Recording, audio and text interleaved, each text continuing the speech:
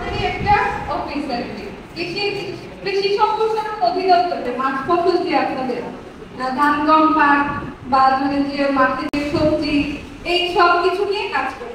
আর আমাদের হচ্ছে হর্টিকালচার সেন্টারে কাজ করা হয় উদ্যান ফসল যেগুলো আপনাদের উদ্যান ফসল। এখন উদ্যান ফসল কোনগুলো?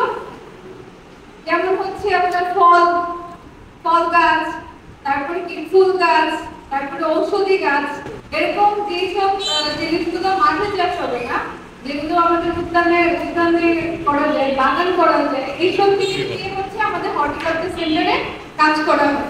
হর্টিকালচার সেন্টারের আরেকটা কাজ হচ্ছে আমাদের যে নতুন জাতগুলো উদ্ভাবন হয়, নতুন জাতগুলো কোথায় উদ্ভাবন করা হয়?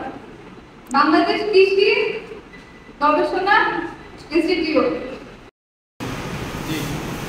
আচ্ছা, আমাদের সবার বাড়ির আশেপাশে কি কিছু ফল গাছ আছে বা বাড়ির ছাদে কি আমরা হচ্ছে পেয়ারা লাগাই, এখন হচ্ছে কাঠিমন লাগায় অনেকে, তাই না?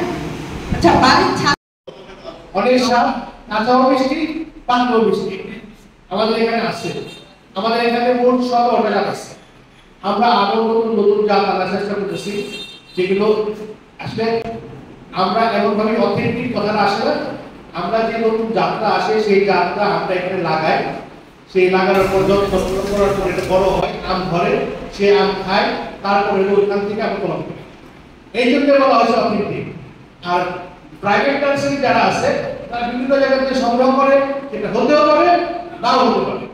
কিন্তু আমাদেরটা আমরা যদি বলি আম্রপালি, তারপরে আম্রপালি, যদি বলি বড় সুন্দরী, তারপরে বড় সুন্দরী, মানে যেটা বলবো সেটাই। যদি বলি যে আম্রপালির ছোট সাইজ হবে, মিডিয়াম সাইজ হবে, বড় সাইজ হবে।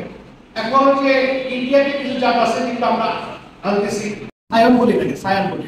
আর যদি বলেন যে একটা গাছের মাথা বা আরো বাংলা যেটাকে বলি আমরা সায়ন বলি, এটা বয়স কাছাকাছি। এখন এটাকে আমরা একটা অ্যাঙ্গেলে কাটবো, এমন ভাবে কাটবো বা সিলভার কি এটা খেয়াল করে দেখেন ছিল। হ্যাঁ, স্টক এটাকে কি বলে? স্টক গাছ বা জঙ্গলি গাছ।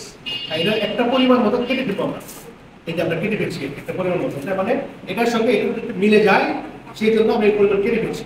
এখন এটাকে দেখেন কিভাবে কাটতে হয়, একটু খেয়াল করেন। এটা আপনার গ্রাফটিং,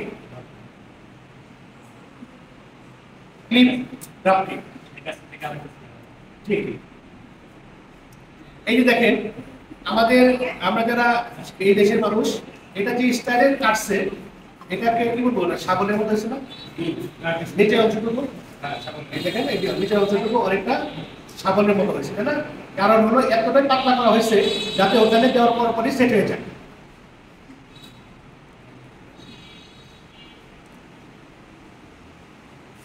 এখন দেখেন একটা জিনিস, ও কিন্তু মাঝখান থেকে এটাকে কাটে দেয়, এক সাইড থেকে কাটছে। কেন কাটছে? এটার ব্যাখ্যাও আছে। কারণ হলো আমি যদি মাঝখানে কি আছে? আঁশ আছে, মোটা আঁশ আছে, সেটার সঙ্গে এটা যাবে না। এই জন্য একটা সাইড করছে আশের পাশে, এটা